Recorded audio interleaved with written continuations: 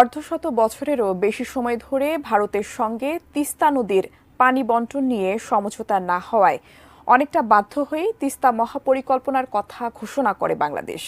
এতে আগ্রহী হয়ে চীন এগিয়ে এলেও বহু বছরেও আলোর মুখ দেখেনি সেই মহাপরিকল্পনা। এর পেছনে একটি কারণ হিসেবে ধরা হয় ভারতের আপত্তি।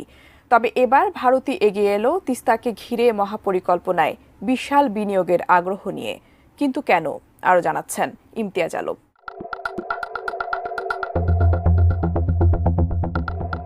প্রায় ২৪০ বছরের পুরনো নদী তিস্তা, এর সঙ্গে রয়েছে উত্তরের ২৫টি নদীর প্রবাহ।